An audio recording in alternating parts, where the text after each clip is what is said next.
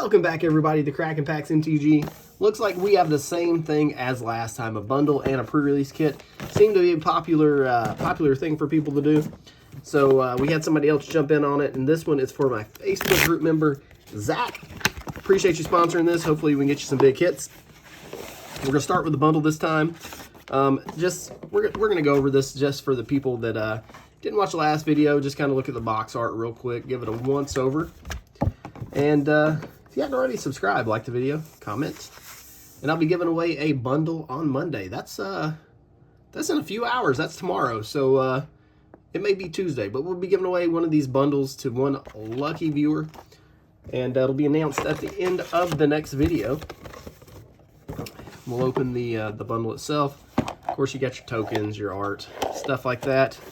Really pretty die here. Almost worth it for that. Then we have our land packs. This one has 4 really special cards in it. And I will open this and show it to everybody again. So it'll be a little bit of a repeat of the last video.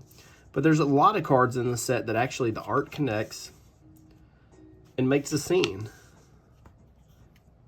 And of course, this is your foil pack. So there we go. And let's get the booster packs out.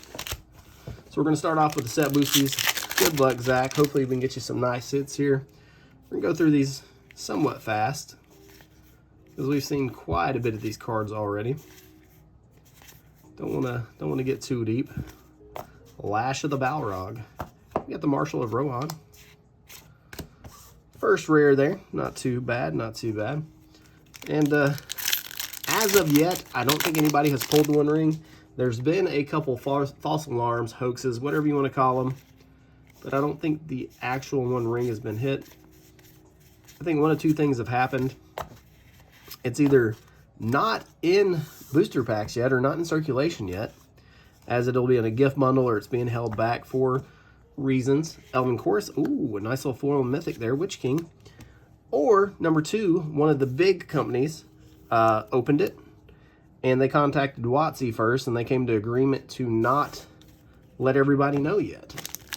Hate to have my tinfoil hat on, but lots of mystique surrounding this card. So, you know, not going to be surprised by anything there.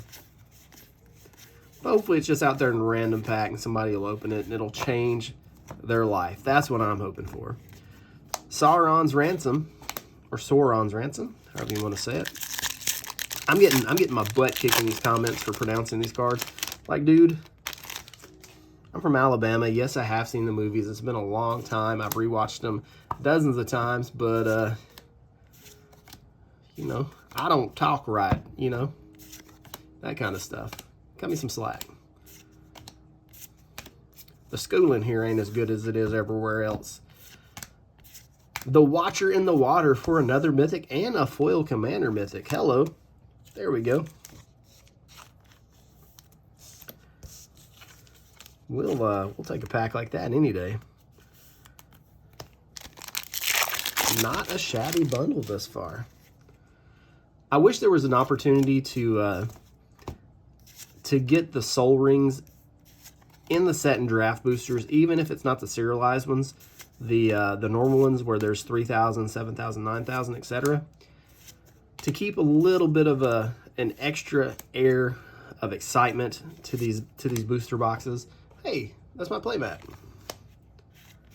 And I feel like that's a waste of art for this card. I feel like that could have been used actually for the ring art in some form or fashion. And if you've been keeping track, as of earlier, collector booster boxes are in the $450 range. Only about a master case of those left at $450, and then they jump to $475, almost $500. But even if you're counting tax at $450, you're right at $500. So these boxes are appreciating rather quickly.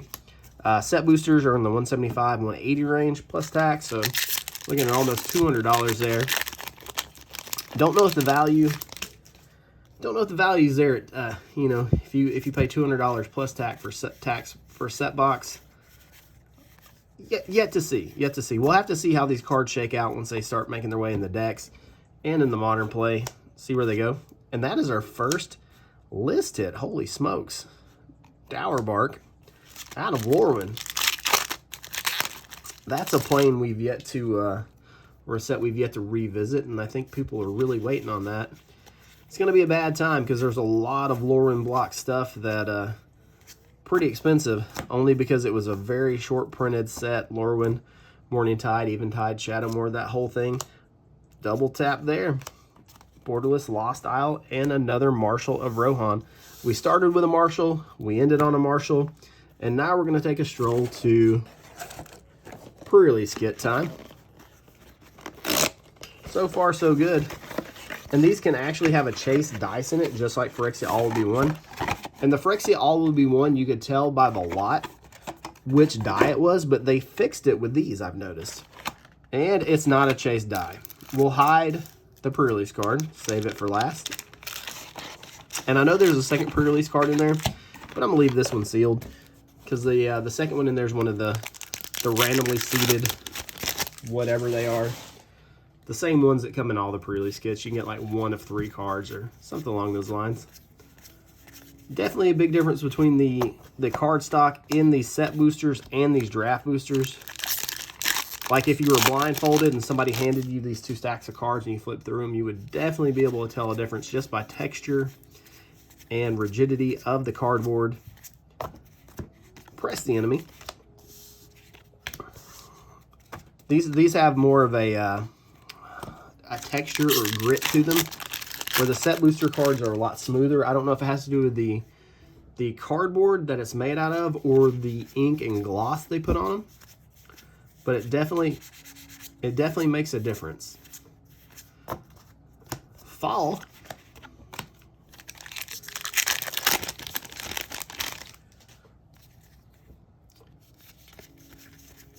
For as many people who complain about the card stock and the quality control, it seems like another Elven Course, it seems like they may actually like put the misprints and the miscuts and stuff like that in intentionally, because there's a whole group of people, sorry about that, whole group of people out there that is like their creme de la creme, the end all to be all, their favorite thing to collect.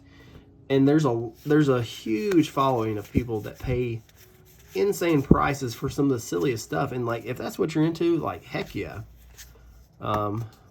It's never tickled my fancy, but if you're excited about it, I'm excited about it for you. And let's find some misprints, you know what I'm saying? You feel me? Well, last pack here for Zach. Thank you for joining me. We'll check the pre-release card here in just a second. Oh, gonna end on a nice little Arwen Mortal Queen there. A little mythic action.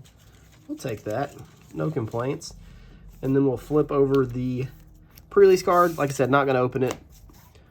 Don't have to, that way we don't spoil the arena code, and we don't really have to know the card behind it. Lobelia Sackville Baggins.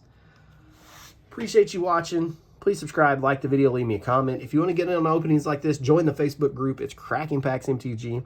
Be a giveaway for a bundle in my next video, so make sure to check that one. I love your faces, and have yourself a good night.